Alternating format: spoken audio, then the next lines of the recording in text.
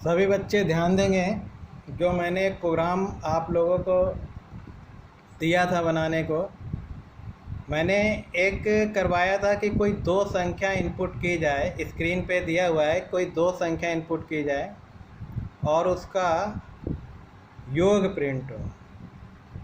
ठीक है, तो कुछ छोटी छोटी चीज़ें समझ लीजिए। आप प्रोग्राम बनाए थे, दो तीन बच्चे, लड़कियां बनाई थी दो तीन, जैसे हर्षिता, कोमल। तो थोड़ा सा कहीं कहीं मिस्टेक थी प्रोग्राम में, तो उसको आज हम बता रहे हैं। देखिए, ये दो संख्याओं के योग का प्रोग्राम है। तो इसमें हम लोगों ने क्या किया है, हैज़ इंक्लूड iostream.h conio.h लिखा, वाइड मेन और क्लियर स्क्रीन फंक्शन लिख दिया है।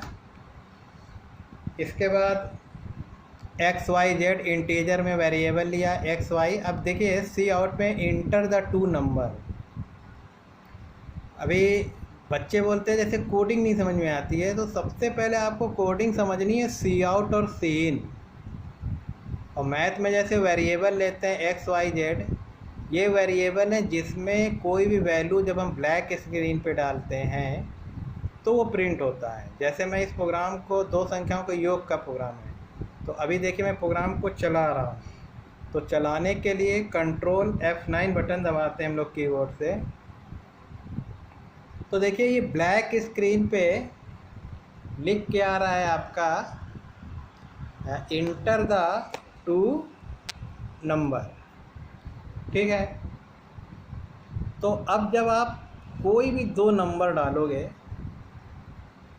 जैसे मान लीजिए हमने डाला पहला नंबर 20 डाला, फिर इंटर किया, कर्सर नीचे आ गया, अब हमने डाला 10, तो पहला नंबर 20 एक्स में चला जाएगा और ये जो 10 डाला है ये वाई में।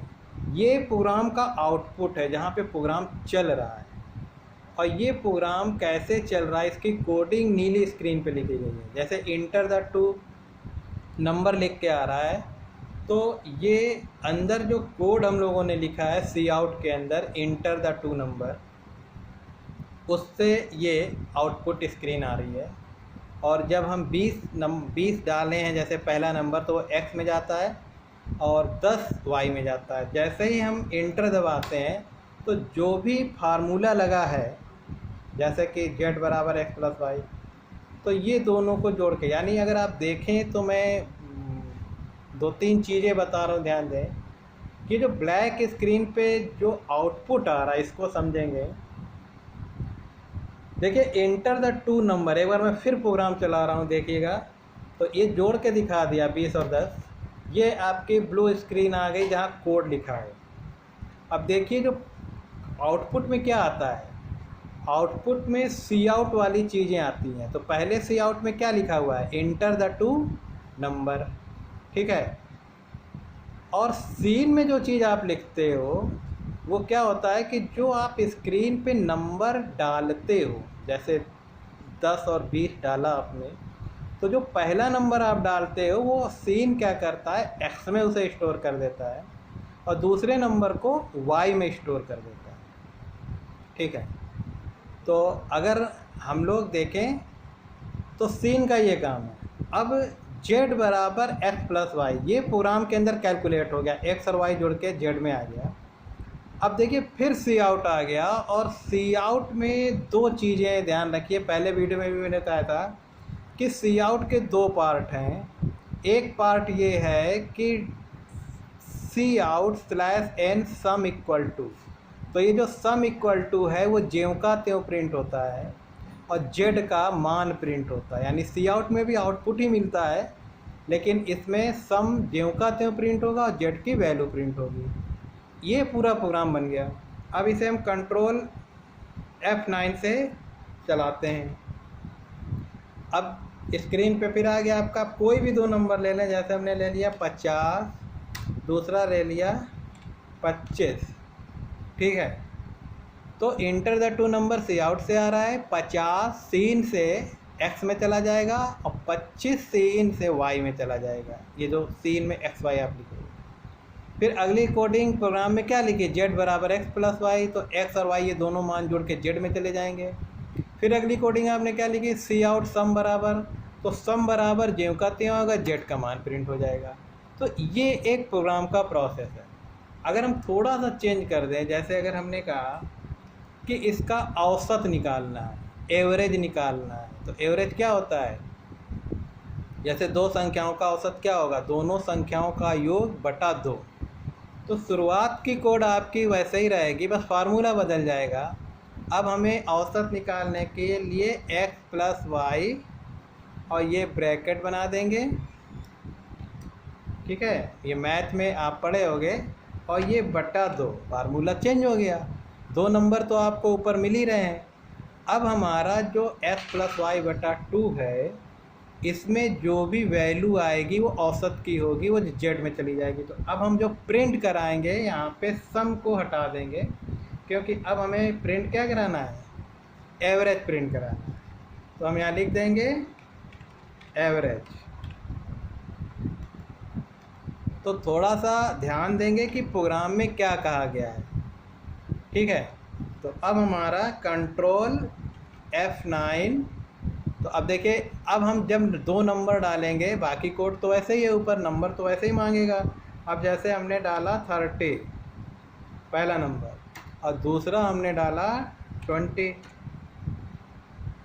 जैसे ही इंटर किया एवरेज कितना आ गया 25, यानी 30 और 20 50, और 50 में 2 से भाग हो जाएगा तो 25 आ जाएगा।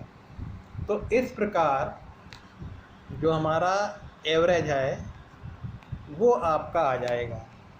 तो प्रोग्राम में थोड़ा सा चेंज करते हैं।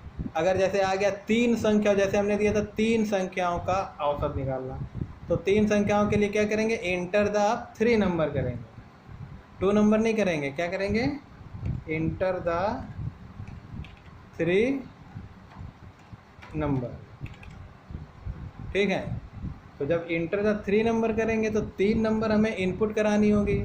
तो अब हम क्या करेंगे, x y z 3 नंबर तो इनपुट के लिए ले लेंगे, और एवरेज के लिए हम एक a ले लेंगे, और सीन में 3 नंबर अब लिखेंगे, क्योंकि हमको 3 संख्याएं इनपुट करनी है।